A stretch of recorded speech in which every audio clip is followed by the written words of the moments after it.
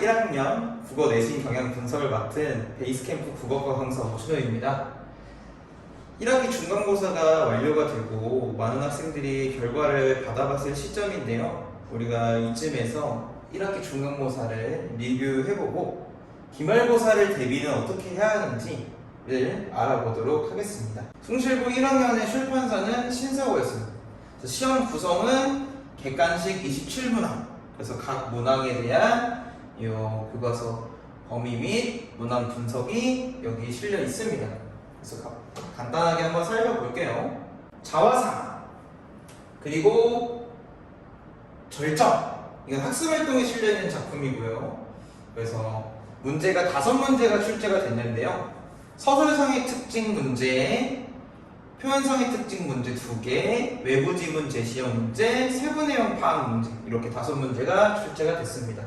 그래서 서술상의 특징을 비교하는 문제는 두 작품을 전반적으로 비교하는 것, 그 다음에 표현상의 특징은 어조, 담담한 어조가 어떤 어조인가를 알아야 되는 문제, 외부 지문 제시 문제는 자아성찰의 매개체를 외부 지문에서 찾아내는 문제인데요. 아주 많이 설명했었고 예시도 많이 들어줬던 부분입니다. 세부 내용 파악은 기본적인 치어 시고 이해 문제였고요. 표현성의 특징 문제는 역설법을 외부 시구에서 찾아내는 문제였습니다.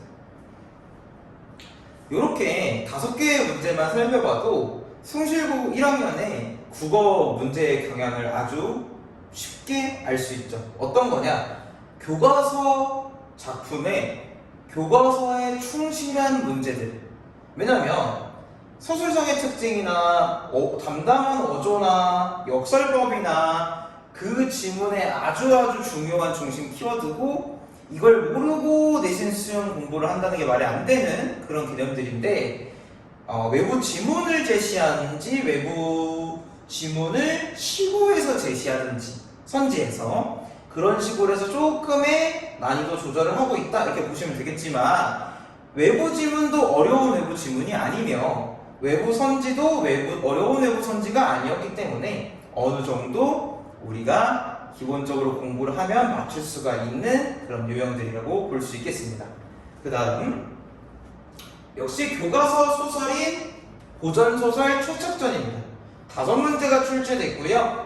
서술상의 특징 문제, 내용 일치 문제, 내용 파악 문제 2개, 어휘 문제, 이렇게 5문제가 출제가 됐습니다. 서술상의 특징 문제는 시점의 문제였습니다. 소설에서 시점 문제 너무 기본적으로 많이 나오죠. 당연히 알고 계셔야 됩니다. 전적 작가 시점이 대부분이 고전소설이라는 걸 알고 있어야 되는 문제고요. 그 다음, 내용 일치 문제, 기본적인 내용 이해를 다루는 문제고요. 내용 파악 문제, 인물의 성격을 파악하고 추측이 영웅적 인물이 아니라는 걸 알아야 되는 문제인데, 실제로 수업에서는 박시전이라는 다른 전쟁 상황을 배경으로 하고 있는 고전소설을 예를 들어서 최척은 절대 영웅적 인물이 아니다 라는 걸 많이 강조를 했었습니다. 기본 내용 파악 문제와 기본 사자성어 문제인 어휘 문제가 출제됐는데요. 이 기본 사자성어 문제 같은 경우는 기본 송실고 기존 재원생들은 정규 수업 때 사자성어, 한자성어, 암기 프로그램을 진행을 했습니다. 그래서 학생들이 사자성어 공부한 게 교과서 이제 내신 문제에서도 너무 유용했고 심지어는 한자 시험 대비도 됐어요 하고 좋아하는 그런 와중이었기 때문에 비재원생 친구들도 시험 기간이 아닐 때는 사자성어 공부를 좀 어느 정도 해주시는 게 좋아요. 왜냐하면 내신에서 문제로 출제되거나 선지에 출제될 경우가 종종 있기 때문입니다. 당연히 학교 수업 때 선생님이 중간중간에 언급해 주시는 사자성어를 암기하는 건 기본입니다. 교과서 화법, 대화의 원리 부분입니다. 그래서 3문제가 출제됐는데요. 역시 너무나 예년과 비교해서 봤을 때도 좀 평이한 그런 문제였습니다.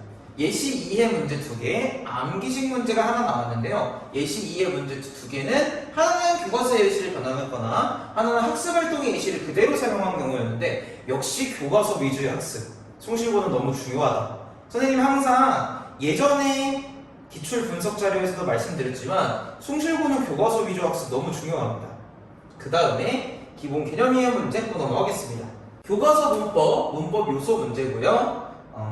지금 문제가 꽤 많죠. 하나, 둘, 셋, 넷, 다섯, 여섯 문제가 총 출제가 됐습니다. 그래서 주체 높임에 대한 이해도가 중요한 문제, 예문 이해 문제 3개, 그 다음에 암기식 문제, 예문 이해 문제 다시 2개 이렇게 출제가 됐거든요. 그래서 첫 번째는 주체 높임에 대한 이해도가 중요했던 문제인데 교과서 이외의 예시를 자신의 이해에 따라 색깔 수 있어야 되는 거. 그래서 여러분들이 높임법을 공부를 많이 하셨다면요, 기본적으로 처음 보는 예문도 이해하실 수 있어야 돼요.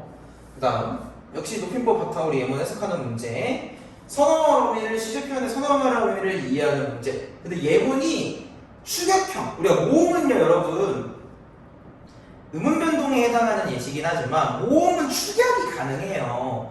근데 아직 모음 축약을 확실히 잘 모르는 친구들도 모음 축약을 예문에 쓰고 계시긴 해요, 여러분들이 자연스럽게.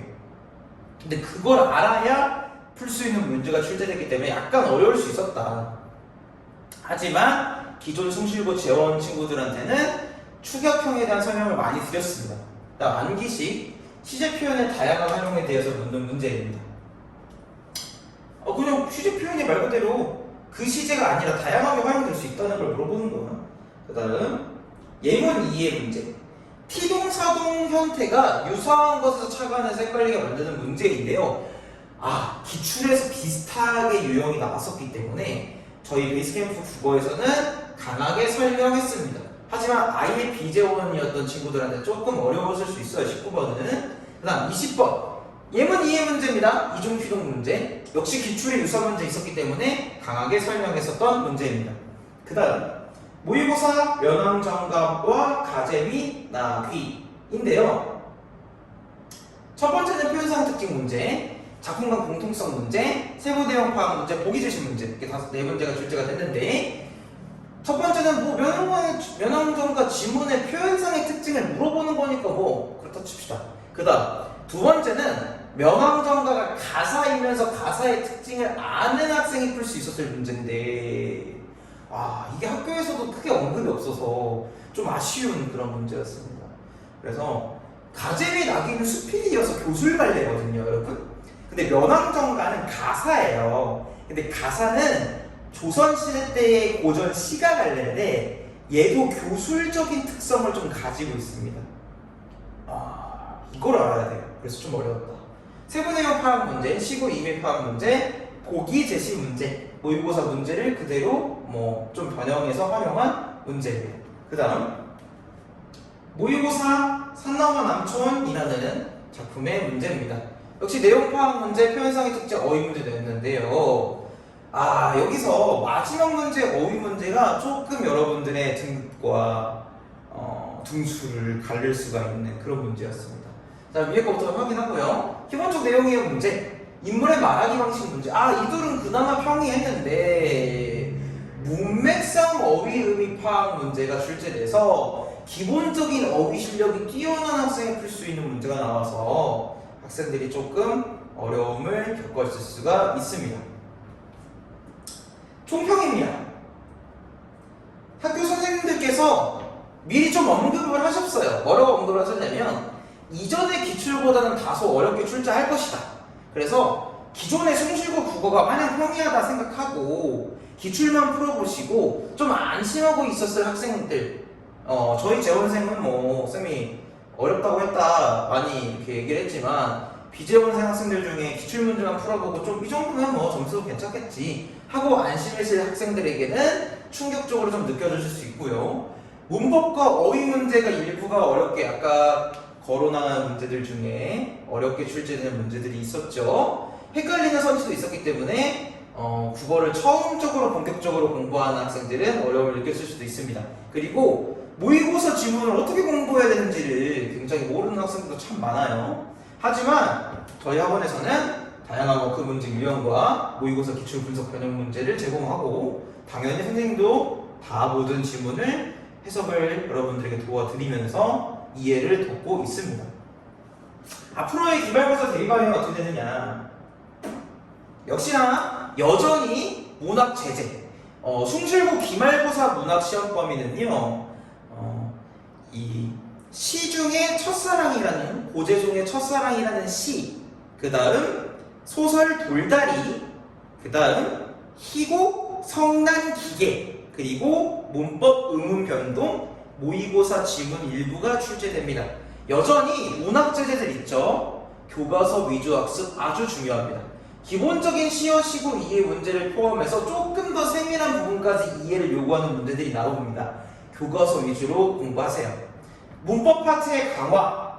중간고사에서도 문법 요소 문제들이 등급을 가르는 문제들이 있었는데 기말에서는 의문 변동과 한글 맞춤법이 포함될 예정입니다. 한글 맞춤법은 확실히 포함되는지 여부를 알 수는 없어요. 일단 의문 변동은 확정입니다. 당연히 문법 요소만큼 의문 변동도 학생들이 많이 어려워해요. 그래서 문법 문제 분량도 늘어날 수도 있기 때문에 해당 파트가 자신 등급을 결정한다고 생각하고 문법의 이해에 좀 더 총력을 기울여야 합니다. 그래서 여전히 중간고사의 출제 경향과 유사하게 출제될 거다. 그래서 접근 방법은 비슷해요. 근데 이제 다만 중간고사 때는 시험을 경험해보지 못해서 대비를 못했던 부분도 아마 이제 중간고사를 여러분들이 겪으시고 좀 확실히 이렇게 대비를 해야 되겠구나 느낀 점이 있으실 거예요. 그대로 진행을 하시면 되겠습니다.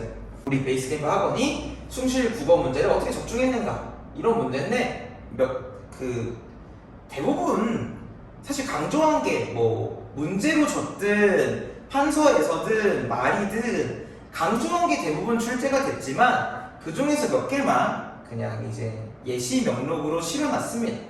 학교 시험 문제는 왼쪽이고요. 오른쪽은 워크북 및 베이스캠프에서 자체적으로 진행한 모의 중간고사 문제입니다. 그래서 왼쪽에 학교 시험에서 역시나 아까 윤동주의 작품 내면서 외부지문 고르라고 했던 문제 있죠? 그래서 이런 거를 대비하기 위해서 예문을 완전히 일치하진 못했지만 이런 거를 대비하기 위해서 우리가 오물, 자아성찰의 매개체인 오물과 같은 역할하는 시어가 들어있지 않은 걸 골라내라는 더 어려운 문제를 모의 중간고사에서 출제를 했었습니다. 그리고 왼쪽 학교 시험이고요.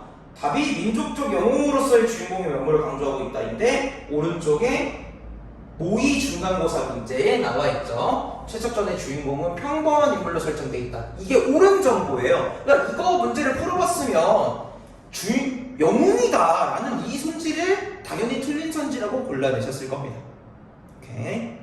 그래서 이만큼이나 저희 베이스캠프 학원에서 기말 대비에도 또 총력을 기울이고 있기 때문에 학생들 중에서도 베이스캠프 이 프로그램에 도움을 많이 받는 학생들이 나왔으면 좋겠고요. 그리고 저희 재원생뿐만 아니라 베이스캠프 학원의 다른 과목, 뭐 수학이라든지 과학이라든지를 듣는 모든 학생들은 국어 예성 적중 문제를 다 어차피 받아갈 수 있습니다. 그래서 지금 이 영상을 보고 있는 베이스캠프의 그러니까 베이스캠프 국어 비재원생, 국어를 듣지 않는 비재원생들도 이번 기말고사 전에는 데스크에 요청하셔서 적중 문제를 꼭 받아가시길 바라겠습니다.